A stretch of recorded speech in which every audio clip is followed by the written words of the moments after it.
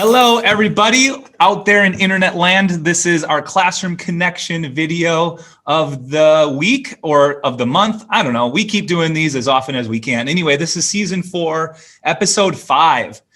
And we're trying to work through the screen during our pandemic. We are coping. We're doing our remote learning as best as we can. The quarter keeps rolling. This is second quarter for my 7th graders I have here. I've got 3 volunteers to talk through what's going on with life. And I thought we'd also talk about more than just school. What are we grateful for?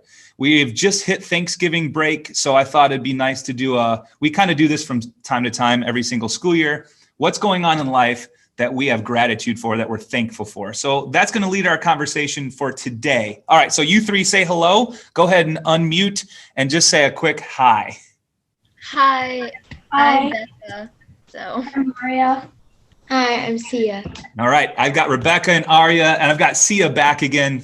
It went so well last time. So thanks for volunteering, you 3. All right, we're cruising.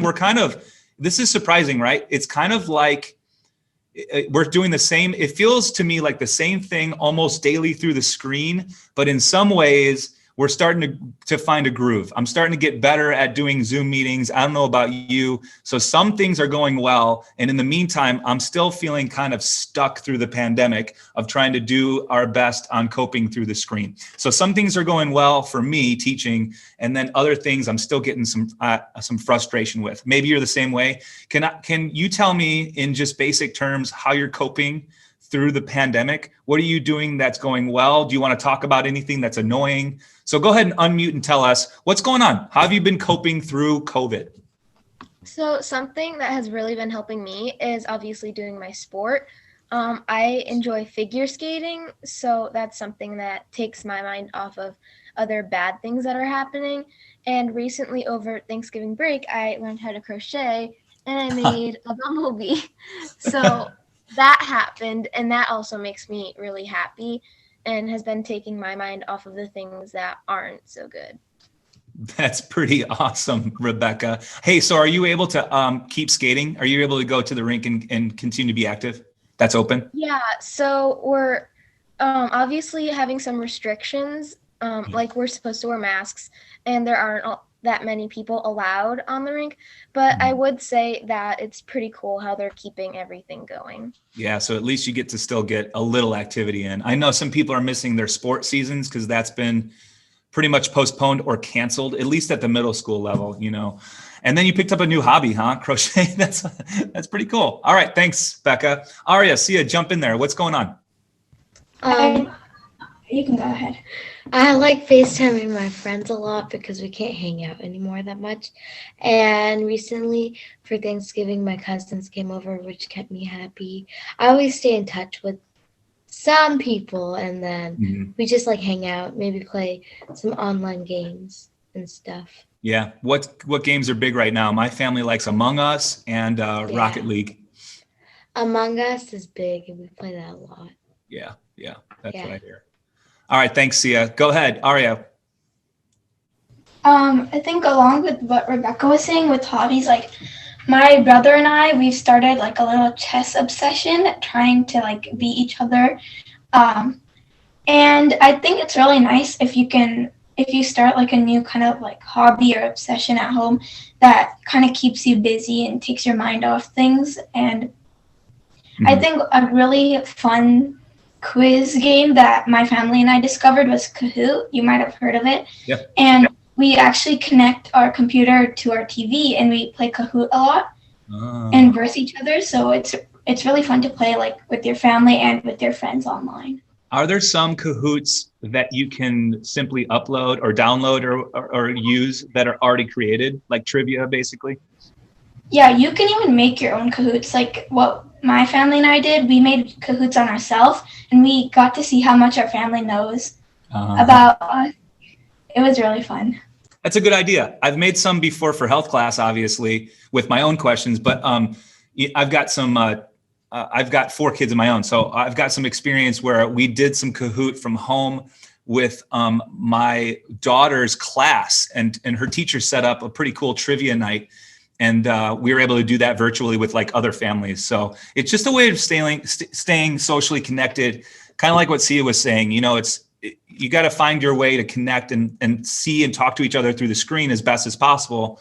So in some ways, I know we're still frustrated with the pandemic, and our numbers of the virus in the area are causing us to stay in remote learning for a lot longer than we thought. But we'll find out. We'll see if we ever get back into hybrid learning or in-person learning. But for the time being, here we are making it work through the screen, socially, mentally, even physically as best as possible, So these same parts of health, they all kind of stick around, don't they?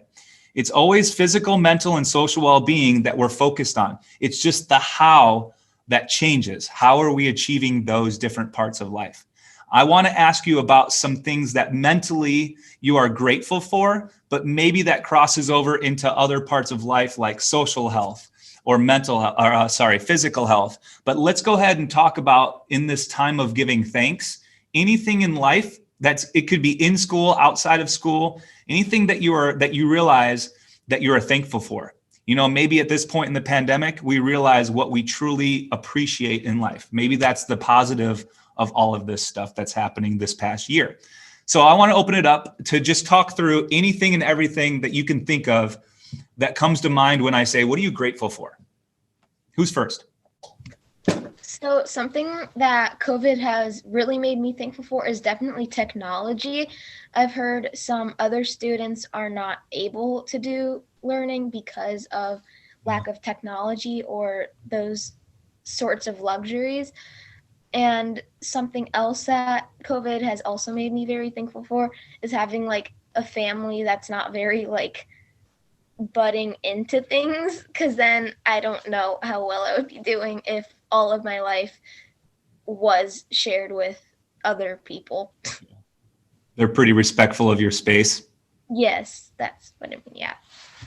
Yeah, exactly. So that technology that works, because I know we could have a lot of internet issues, or just having the technology to be able to learn. Not every community is able to provide. Our school district gets Chromebooks to every student in this grade. And those laptops help you connect so we can even do this. And then obviously family. All right, thanks, Becca. Who else? What are you grateful for?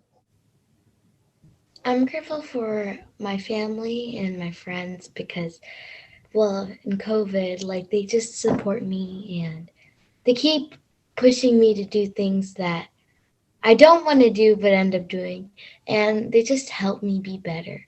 I also would like same with Rebecca, technology, and because we wouldn't be doing this Right. because of COVID, and Right. we would be in a classroom and everything. Mm-hmm. But You just appreciate your friends that are there, even virtually. And again, your family. Thanks. Yeah. Aria, go ahead. I think a lot of us complain right now about what we can't do, but I kind of like, if I have to think about what I'm grateful for, I need to think of what I can do during this time. And actually, there's one positive thing. I get a lot more time after school to do things I love, to spend time with my family. So that's actually a big plus if you think about it. And along like with family, I get to spend a lot more time with my family, and I know some of us might have siblings that are like really annoying, but it's sometimes nice to have siblings rather than being alone, because you at least have someone to talk to and like keep you happy. Yeah, exactly true. I see that with my own family too. We have found this appreciation for each other, even though, families, it's funny because our family members could be the most annoying people in the world to us. But in the end, I always say this in health class too, in the end, we would fight to the death for them. They are our family, and that's something that can't be replaced. Our friends get close. They become like our second family. But look at how much social health is affecting all three of you in a positive way. You're saying that's what you're grateful for.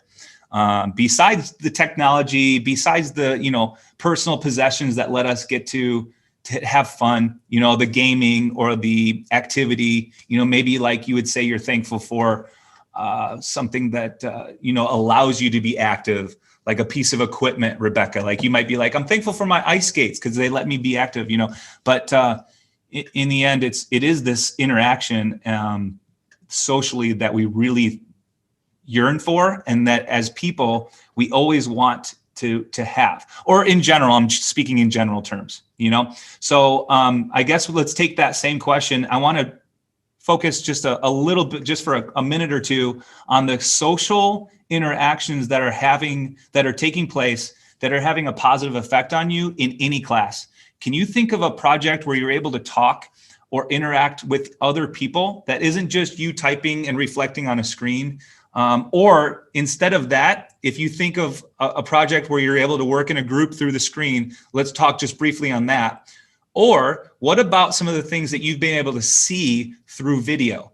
For instance, have we used anything in health class that has allowed you to learn from other people instead of just reading a textbook or listening to a teacher talk? So let's talk about that social impact, either videos you've seen or any group projects that you think of that are really letting us have this social connection. Anything come to mind? So actually, one thing, I think this is pretty cool. So I was assigned for a group project in geography to my partner. And so we ended up not having enough time to finish it in the class. So we got each other's phone numbers and we were doing it over FaceTime. And then we ended up talking about Halloween. And then in the end, we ended up doing a group costume together for Halloween. Nice. You said for geography, it started there.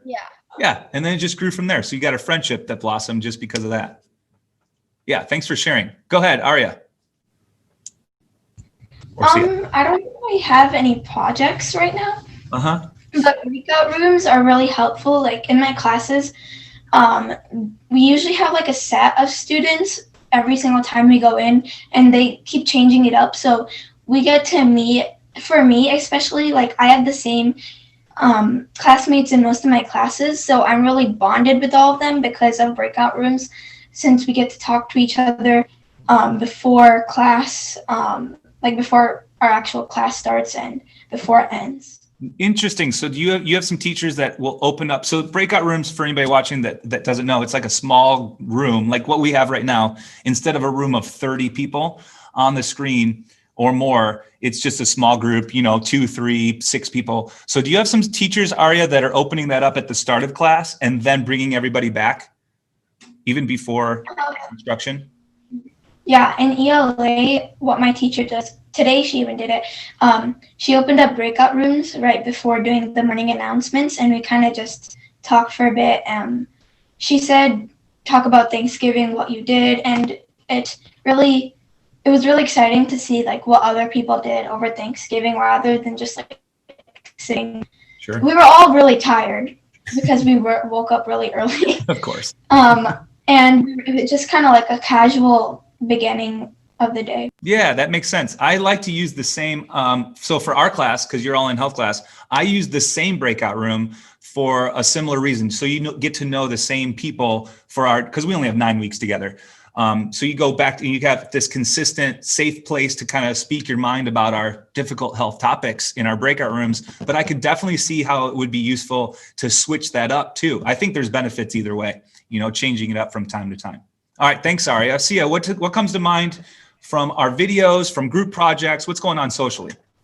So I met a friend in my class, and we had this geography project. So we became partners, and every day we had to FaceTime because it was a long project. So we became friends, really close to each other. Sure. So I like that we can socialize together even while doing big projects and everything. Even in health, we have breakout rooms just you said, and it's just better because in class we do the same thing except Sure. we're online. Yeah, of course. Yeah, it totally makes sense. Are you all involved in a Genius Hour project? Yeah. Yeah. I think we talked about that last week or 2 weeks ago in one of my videos, but that's kind of another chance to potentially work in a small group and just keep our social health going. I think before we end, I brought up some of the videos that I was able to use to prompt discussion in health class. Do you mind talking about one you can think of because I know it's been a week off of school, so maybe your mind is hazy, but do you remember anything that we've used these short videos of inspiration that maybe has helped in health class? What comes to mind? Because I brought it up, we might as well tell anybody listening and watching right now, like what specifically those videos were before we got into like social interactions. Do you remember some of those that you can also use to prompt gratitude? You know, we use some stories of adversity and advocacy. Can you tell our watchers some of those that were your favorite? So there was a few of them that I thought were very empowering. I might be thinking of the wrong videos, but there were some where there was a person that was really good at football, and they were gonna go into the draft, but then they got some sort of cancer, I think maybe around their heart or their lungs, and it stopped them from playing for a while, I think 6 or 7 months. But then during that time period, they were still playing as much as they could, and then they ended up playing football again, and they might have gotten into the NFL draft. Yeah, you're right. You're thinking of you're thinking of the right thing. So sometimes those videos help us with content to talk about like some things that are going on in life, then we can just draw attention to. But just in general, they're just stories of inspiration sometimes so that we can develop compassion and empathy for others too. You're right. That's exactly what I was talking about, Rebecca. Thanks. That's a story of James Conner for anybody watching. And he's playing for the Steelers right now in the NFL. One more Yeah, go ahead. video was I don't remember the name, but there's this girl that had like a not disease, but like she can't Disorder. she can't gain weight, and everybody made fun of her. I think it was Lizzie Velasquez or something. Yeah. Yes, you're right, Lizzie. Yeah. And people made fun of her. I don't think it was right because everybody should be treated the same, and she would speak to others saying that it's not right, and like she just made a very important impact. And yeah, she was speaking of anti-bullying message. Yeah. And again, a little bit more empathy and compassion for others. So you liked Lizzie's story recently. Aria, any of those that you agree with, or did you remember anything else in our recent weeks of health class that had impact for you? Well, I liked all the videos actually. I liked the Lizzie one too. I feel like that one had the most impact on me because I mean, it was a habit before that I used to stare at people kind of just like as a curious person, just when I was little. And of course, now the habit's not so much, but after watching these videos, I kind of put myself in like their shoes, and I was trying to have like empathy for them.